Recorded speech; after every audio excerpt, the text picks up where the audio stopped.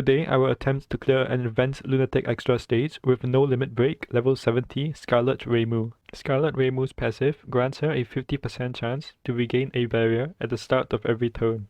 I will be abusing this and a little bit of luck to try and clear this stage. Wave 1 is pretty simple. Clownpiece is alone and she's weak to both sun and wood. I use all my skills turn 1 and then use a bunch of spread shots to full break and kill her. Clownpiece can inflict blind, but this doesn't really matter as Reimu has sure hit on her P0 bullets, meaning that they bypass the accuracy check. In these 5 turns, I'm grazing 4 times, so I'm relying on Reimu's 50% barrier restoration skill to regenerate enough barriers for the rest of the fight. On average, you would expect 2.5 barriers over 5 turns. If I get 3 or more barriers, I continue to run, and if I get 2 or less, I reset. Wave 2 is where it gets a little complicated. At this point, all my skills were ready again, and my plan was to kill Star and Luna with Spellcard 2. Because Sunny resists Sun, she would take the least damage, and I would stall her down with spread shots.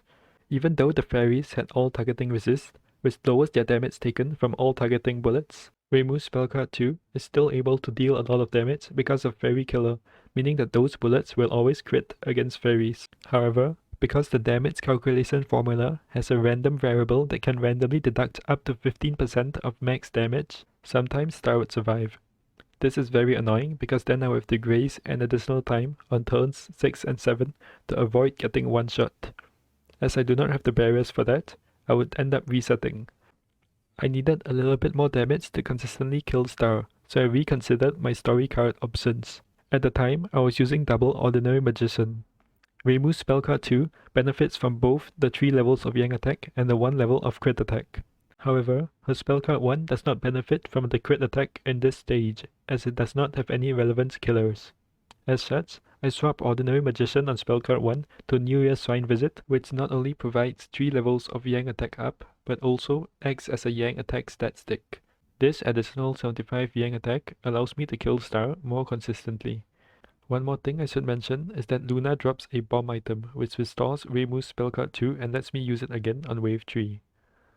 Now I just need to stall a few turns before killing Sunny, so my skills are ready for the last wave. Here, I'm grazing 5 times in 5 turns, starting with 3 barriers. I need Reimu's passive to proc at least 3 times, so that I can have 1 barrier going into wave 3. That's another 50% chance for the run to fail. My plan for wave 3 was quite simple. Use Spellcard 2 to kill Diose, who's weak to Sun, and then use Spellcard 1 to kill Chelino, who's weak to Wood. I really hoped nothing would go wrong, because just to get to wave 3, I had to regenerate enough barriers on wave 1, roll a high enough damage roll to kill Star on wave 2, and regenerate enough barriers on wave 2 while stalling Sunny. But of course, something did go wrong. Spellcard 1 was not powerful enough to kill Chelino, even though she was weakened from Spellcard 2, and Reimu had tons of self buffs from story cards as well as skills. I realized I had thrown the run.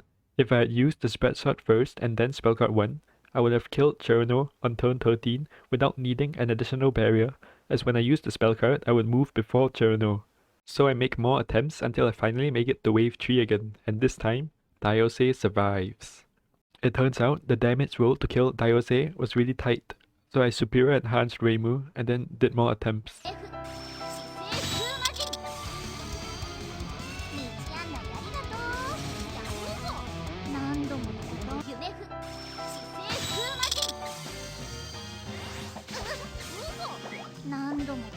Finally, I make it to wave 3 again. Here is how it went.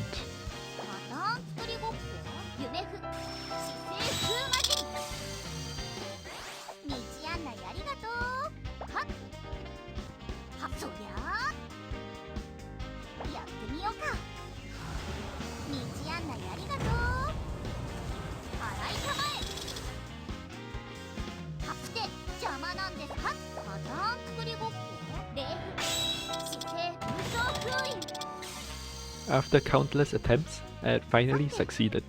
That's it for today's video. Click here for a tutorial on how to analyze your characters, or click here to subscribe if it's not out yet.